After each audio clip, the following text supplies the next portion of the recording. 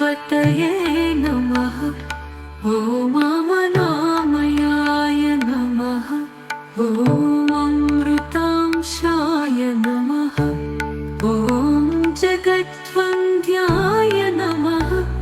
ॐ गोविन्दाय नमः। ॐ शाश्वताय नमः। ॐ प्रभवे नमः। ॐ शेषाद्रिनिलयाय नमः। ॐ देवाय नमः। ॐ केशवाय नमः। ॐ मधुसूदनाय नमः। ॐ अमृताय नमः। ॐ अमृताय नमः। ॐ माधवाय नमः। ॐ कृष्णाय नमः। ॐ श्रीहरये नमः। ॐ ज्ञानपञ्जराय नमः। ॐ श्रीवत्सवक्षसे नमः। ॐ सर्वेशाय नमः।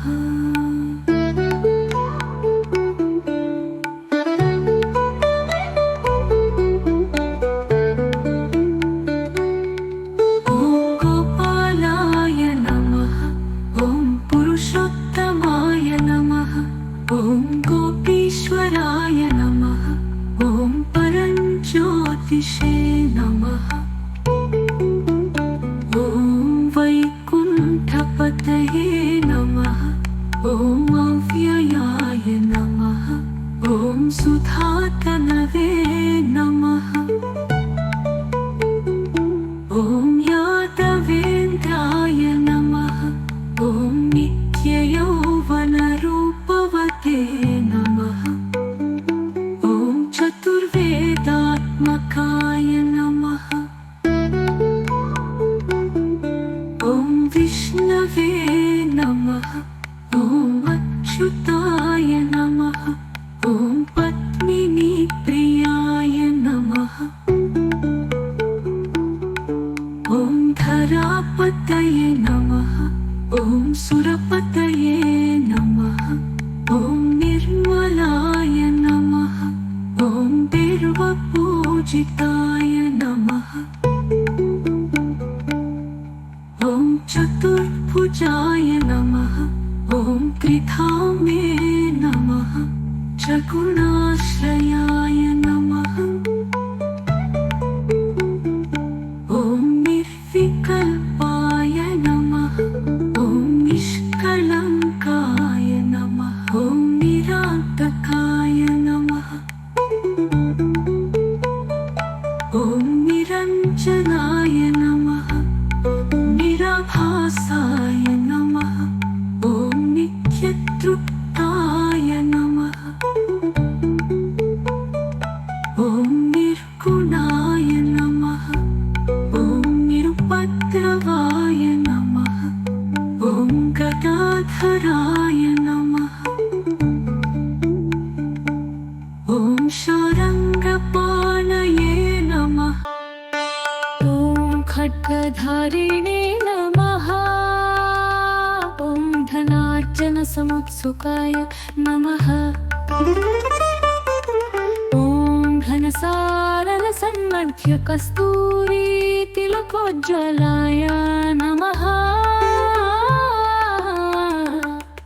ॐ सच्चिदानन्दरूपाय नमः। ॐ जगन्मङ्गलदायकाय नमः। ॐ यज्ञरूपाय नमः। ॐ यज्ञभोक्त्रे नमः। ॐ चिन्मयाय नमः।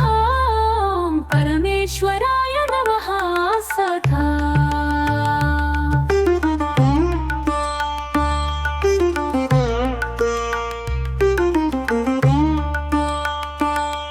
ॐ परमार्थप्रदाय नमः।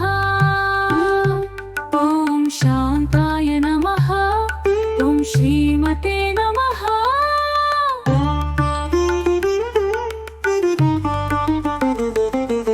ॐ गोर्पण्डविक्रमाय नमः।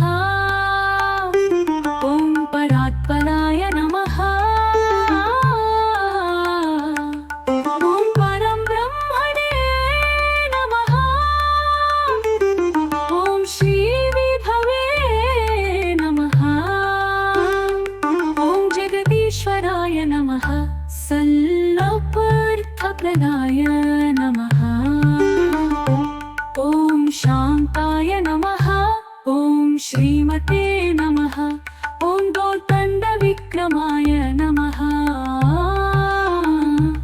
ॐ परात्पराय नमः ॐ परं ब्रह्मणे नमः ॐ श्रीविभवे नमः ॐ जगदीश्वराय नमः सल्लपा ॐ खड्गधारिणे नमः ॐ धनार्जनसमुत्सुकाय नमः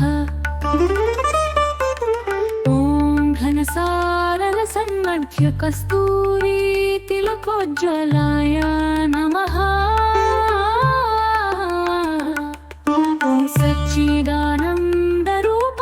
नमः ॐ जगन्मङ्गलदायकाय नमः ॐ यज्ञरूपाय नमः ॐ यज्ञभोक्त्रे नमः ॐ चिन्मयाय नमः ॐ परमेश्वराय नमः सदा